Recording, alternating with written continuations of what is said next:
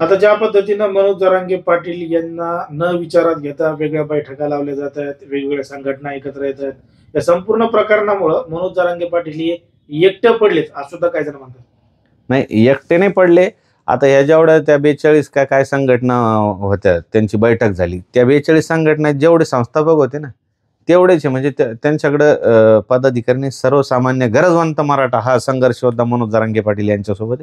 का तर त्याचा प्रत्यय आलेला आहे. आपण बघू शकतोय प्रत्येक गावागावात, तालुक्यामध्ये कित्येक गावाच्या गावं या कुणबीमध्ये चाललेल्या आहे. नोकऱ्यांना पोरं लागत आहे आणि येणाऱ्या वर्ष 2 वर्षात तुम्हाला लक्षात येईल सर, की इतके पोरं ह्या नोकऱ्याला लागतील. आता बरेच जण म्हणतात की बा आत्महत्या वाढल्याने वाढल्या असत्या. रोज कित्येक आत्महत्या होत होत्या, पण त्याचं कोणी दखल घेत नव्हतं. कुठे सोशल मीडियाला येत नव्हतं. त्या कित्येक प्रमाणात कमी झालेल्या आहे. कोणी कर्जबाजारीपणामुळे घेत होतं, कोणी शेत पिकत नाही म्हणून कुणाला मुलीचं शिक्षण करायचं, मुलाचं शिक्षण करायचं, कुणाला मुलीचे लग्न करायचे, यासाठी आत्महत्या होत होते. पण ते आत्महत्या होण्याचं कारण काय होतं? आरक्षण नाही, नोकऱ्या नाही, शेत येतं, शेत पिकत नाही. शेकडो एकरवाला जमीनवाला होता, तो 50 एकर, 10 एकर, 5 एकर गुंठ्यावर आमचा मराठ्याचा शेतकरी आला. त्यामुळे आरक्षणाचा लढा हा 30-40 वर्षापासून चालू आहे. पण होतं काय होतं, ह्या ज्या संघटना, ह्या ज्या म्हणजे मेलेल्या मड्यावरचं टाळूवरचं लोणी खाणाऱ्या काही संघटना आहे, सगळ्याच नाही, काही संघटना आहे. ह्या लोकांनी काय केलं की आंदोलन चांगलं ऐन भरात आलं की सरकारशी मॅनेज व्हायचं, आपल्या पोटा पाण्याचं पाहायचं. यांच्या बायका आणि पोरं बी घरात सन्मानानं वागणूक देत नाहीत. ते म्हणते अरे ते बघा, त्याच मनोज जरांगे पाटील त्यांनी लेकरं बाळं सोडले, कोट्यावधीच्या ऑफर धुडकावून लावल्या आणि समाजासाठी तो लढतोय, स्वतःच्या शरीराची चाळणी केली. पण काही लोक, आणि मी सांगतो, ज्यांनी याच्यात मराठा समाजाच्या आडून पैसे खाल्ले असतील, यांचे पोरं चांगले निघणार नाही तर यांना ह्याच पृथ्वी तलावर तळतळाट मराठा समाजाचा लागणार आहे. मी कित्येक वर्षापासून मनोज जरांगे पाटलांना जवळून बघतो. मनोज जरांगे पाटील सारखा माणूस इतका प्रामाणिक माणूस नाही. आपण बघू शकता, हे राजकारणी जे लोक येतात तर त्याचा स्वार्थ असतो. काही आमदारकीसाठी येत होते, काही खासदारकीच्या तिकिटासाठी येत होते. आपण आता ते दिसत नाही. मग आता म्हणलं काय जातं की जरांगे पाटलांना तिकीट दिलं नाही म्हणून आम्ही येत नाही. तर ते राजकीय स्वार्थासाठी आले होते. जरांगे पाटलांना ही सोपी गोष्ट होती, उमेदवार उभे करणे सोपी गोष्ट होती. पण त्यांनी बघितलं की वेगवेगळ्या पक्षामध्ये मराठा समाज डिवाइड झालेला आहे. आपण जर उमेदवार दिले तर याच्यात भांडणं होतील आणि आंदोलन मोडकळीस पडेल. पण तो डाव आम्ही हाणून पाडला. पण आता काही संघटना पुन्हा, जसं कोणी 40-42 झाल्या, कोणी कुठं वेगवेगळ्या कॉर्नर बैठका घेऊन राहिले, ते फक्त चौथीच दिंडी असते द्यायची, कोणीच नसतं त्याच्या पाठीमागं. तर ते पुन्हा आंदोलन फोडण्याचा डाव आखत आहे. पण सर्वसामान्य गरजवंत मराठा मनोज जरांगे पाटील यांच्या पाठीशी. मी काय म्हणतो, त्या सगळ्या संघटनांनी, प्रत्येक संघटनेने आपापल्या आत्मपरीक्षण करावं. तुम्ही आंदोलन करा, पण मनोज जरांगे पाटीलनं असं केलं म्हणून आम्ही असं करू आणि त्यांनी काहीच नाही केलं. अरे तुम्ही काय आणून दिलं त्या जरांगे पाटलाला? तुमचं काय खाल्लं त्यांनी? तुम्ही करा ना, वेगळं आंदोलन तुम्ही करा. जरांगे पाटलाला नाव ठेवून तुम्ही मोठे होणार नाही तर ट्रोल होणार आहे. त्याच्यामुळे तुम्हाला एक सांगतो, तुम्ही तुमचं आंदोलन जरूर करा. तुमचं जर आंदोलन समाजाच्या हिताचं असेल, त्याच्यात पोरायला नोकऱ्या लागत असतील, कुणबीच्या नोंदी सापडत असतील, काय असेल, तर नक्की आम्हीही तुम्हाला मदत करू. पण जर तुम्ही जरांगे पाटील संपवायचे आणि आपण मोठे व्हायचं, तर हेच आपण लढून मेलेलो नाही. कुठल्याही युद्धात आपण म्हणजे लढलेलो आहे, पण आपल्यासोबत काय झालेले, घात झालेले, फितुरी झालेली आहे, पाठीत खंजीर खुपसण्यात आलेले, तसं आपल्याला मारले गेलेले. त्यामुळे भावांनो, विनंती आहे, तुम्ही वेगवेगळे दुकानं थाटू नका. काय असेल ते येऊन बसा आणि सगळे अखंड मराठा समाज मिळून पुन्हा एक आंदोलन चालू करा. 2016ला 9 ऑगस्ट 2016ला आपण जो छत्रपती संभाजीनगरमधून मोठा क्रांती मोर्चा काढला होता. संभाजीनगर हे मोर्चांचं माहेरघर, इथून मोर्चे काढले जाते पण संपवले पण इथंच जातात सर. इथंच प्रत्येक गल्लीमध्ये संस्थापक आहे आणि इथं प्रत्येक गल्लीमध्ये मुख्य समन्वयक, राज्य समन्वयक अशा उपाध्या ह्या स्वतःच घेतल्या जाते. यांच्या मागे 4 कार्यकर्ते नसते. भावांनो, समाजाचा विचार करा. आपले सगळे सोयरे असेल, मित्रपरिवार असेल, आपल्या कित्येक जण हे फार फार बेकार परिस्थितीत आज घरात त्यांच्या सारून घ्यावं लागतंय. त्यांच्या घराला माती राहिलेली नाहीये.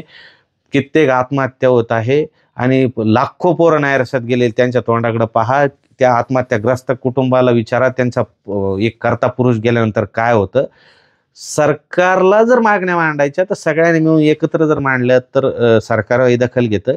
जसं तुम्ही बघितलं ना, आता तुम्ही किती जरी बसले तर तुमचे छोटे छोटे युट्यूबर जर धरले तर तेवढेच बातम्या लावू शकते, पण समाज तुमच्यासोबत येऊ शकत नाही. तुम्ही आताही या व्हिडिओच्या खाली कॉमेंट बघा, या सगळ्या जरांगे पाटील, मी जरांगे पाटील, आम्ही जरांगे पाटलासोबत, अशाच कॉमेंट तुम्हाला दिसतील.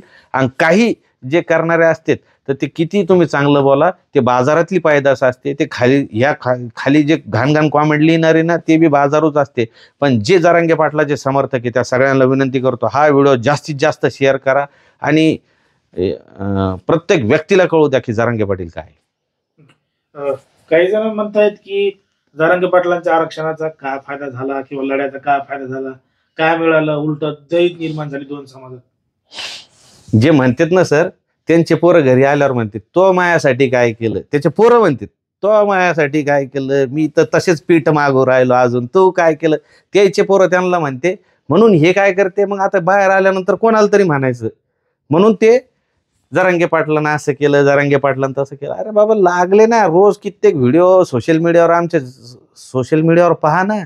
कित्येक पोरं म्हणतात मी पोलीस मध्ये लागलो, पोरगी म्हणते माझा MD ला नंबर लागला, BMS ला लागला नाही, पण नाही लागला, काहीच नाही झालं जरांगे पाटला. अरे नुकसान तुमचं काय केलं तुम्ही करून दाखवा, तुमच्या मागे लावा, तुमच्या बैठका लावा आणि दाखवा. अरे तुम्ही जेवढे ना तुमच्या माग, म्हणजे काही लोकांची अशी परिस्थिती आहे की मेले ना तर मेल्यावर 5 जण लागते, एक गाडगा धरणार आणि 4 खांदेकरी, हे बी भेटत नाही काही केला. पण ते म्हणतात मी अमुक आहे, मी संस्थापक आहे, असं आहे तसं आहे. हे सगळे थोतांडे. प्रत्येक गरजवंत गावाच्या गाव ज्या कुणबीच्या नोंदी सापडल्या ना, त्या लोकांना विचारा. खाली कॉमेंटमध्ये तुम्हाला कित्येक जण, मी तर म्हणतो जे बघतायत आणि त्याच्यातलं जर कोणाला कुणबीच्या नोंदी सापडल्या असतील तर तुम्ही सांगा तुमच्या गावात किती कुणबी नोंदी सापडले. हे जे चुकीच्या कॉमेंट करणारे ना, यांना दाखवा होतं काय सर, एवढ्या नोंदी सापडले, एवढे सगळे हे ते आपण नाही सांगू शकत. एका व्हिडिओ तरी कित्येक मोठा करणार, काय केलं त्याच्यापेक्षा तुम्ही काय करणार आहे ते सांगा. हा काही तर त्याने ते रोजंदारी भेटते त्यांना, की वरून काहीतरी अपडेट येते म्हणे की बाबा याच्यावर बोलायचं आणि पैसे भेटतात म्हणे, असे काही तो काही रोज तेच आहे, नुसतं उठसूट जरांगे पाटील बस. त्या जरांगे पाटलाला इकडे उचक्या लागू परेशानी. कोण आठवण काढतं, चांगले आठवण काढणारे सोडले, हे याला झोपाच येत नाही. यांच्या घरी बी ना पोरं बाळ बी, ते बायका पोरं बी त्याला नीट इज्जत देत नाही. काही जण म्हणतात की म्हणून जरांगे पाटलांनी समाज एकत्र केला, ते सुद्धा महत्वाचं आहे. तेच सांगतो ना सर, न भूतो न भविष्यती. मला सांगा, आजपर्यंत 40 वर्षात जेवढे आंदोलन झाले, इतका समाज एकत्र कधी बघितला का सर तुम्ही? आणि आज आपण बघतोय, आम्ही बघतोय. आता ठीक आहे, राजकीय महत्वाकांक्षा प्रत्येकाला असते. आमच्यासोबत कित्येक जण असे होते ज्यांनी निस्वार्थ काम केलं. त्यांनाही वाटत होतं की आम्हाला तिकीट भेटले पाहिजे, म्हणजे त्यांची अपेक्षा ठीक होती. पण त्याच्या मागचा पॉइंट ऑफ व्ह्यू असा होता की याच्यात फूट लय झाली असती समाजामध्ये. आहे ना सर, आपल्याला आयुष्य पडलेलं आहे. आता स्थानिक स्वराज्याच्या निवडणूक आलेल्या आहे, जिल्हा परिषदी, पंचायत समिती, बाजार समित्या, ग्रामपंचायती, असं करत आपण स्टेप पार करू शकतो. येणारे 2029 आपण आपल्या ह्याच्यात घेऊ शकतो. पण तो जो काळ होता, त्या काळात स्वयंस्फूर्तीनं लोक प्रचार करायला तयार होते, पण फुटीरही भरपूर होते. आता काय करता येईल, महाराष्ट्रभर अशी चांगली बांधणी करायची, त्या व्यक्तीला सगळ्यांनी सपोर्ट करायचा.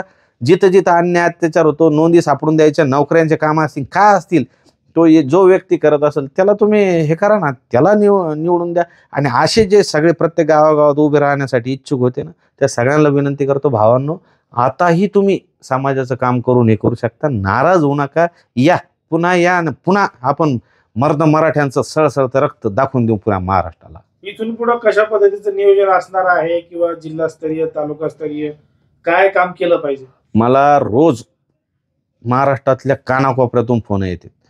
त्या सगळ्यांचं म्हणणं आहे आम्ही जरांगे पाटलांसोबत आहोत. कोणाला नोकरीमुळे जमत नाही, कोणाला शेतीतले काही कामं असतात, कोणाचे शिक्षण चालू आहे, असे आम्ही तुमच्या सोबत आहोत असं सांगतात. आता आम्ही काय करतोय, प्रत्येक गावागावात, वाड्या वस्त्यांमध्ये, सर्कलमध्ये, तालुक्यामध्ये, जिल्ह्यामध्ये अशी एक टीम तयार करतो, बांधणी करतोय की आता ह्या कुणबीच्या नोंदी सापडत आहेत, पण ती माहिती नाही कसं सापडायचं किंवा कोणत्या कार्यालयात जावं लागतं. तर त्यांना मदत करणारे म्हणजे गावापासून, म्हणजे एखाद्या गावाचा असेल तर त्या गावातला एक माणूस तो त्याला कोऑपरेट करेल, अशी एक बांधणी करतोय. नोकरीची काही अडचण आली, कुणाला दवाखान्याची आली, असे एक सेवक म्हणून आपण देतो. आपण काय त्याला जिल्हा प्रमुख आणि अमुक तमुक असं नाही, कोणी फक्त एक जो माहितगार असेल त्यांनी तेवढी जबाबदारी घ्यायची आणि त्या सगळ्यांना मदत करायची. कसं एकमेका सहाय्य करू अवघेच धरू सुपंत, त्या उक्तीप्रमाणे आपण सगळ्यांनी एकमेकांना सपोर्ट करून सगळेजण, आज आम्हाला आरक्षणाची गरज नाही, पण आम्ही लढतो कशासाठी? जसं मराठवाड्याचा मुक्तीसंग्राम ज्यांनी ज्यांनी लढला त्यांना स्वातंत्र्य सैनिक मानलं जातं. त्यांचं नाव सुवर्णाक्षराने लिहिलेलं आहे. त्याच्यात कित्येक बलिदान गेले, आपलेही याच्यात बलिदान गेले. पण आम्हाला फक्त एकच अपेक्षा आहे, आम्हाला काहीच नको, आम्हाला आमदारकी खासदारकी काही नको. काही लोक आता पुन्हा याच्यात म्हणतील की तू तो उभा राहिला होता ना, तो फॉर्म नाही काढला. अरे बाबा, ती परिस्थिती मी सांगितली होती की मी फॉर्म का ठेवला होता, कसा राहिला होता. पण जरांगे पाटलांना मला, आमचं जेव्हा बोलणं झालं, मी निवडणुकीतून माघार घेतली, मी कुठलाही प्रचार केलेला नाही. तसं प्रत्येकाला एक सांगतो की राजकीय महत्वाकांक्षा सोडून, म्हणजे आता सध्या समाजसेवा आपल्याला करायची आहे आणि अख्खा पुढच्या पंचवार्षिकला आपलं सरकार आणण्यासाठी आपण पुन्हा झटू.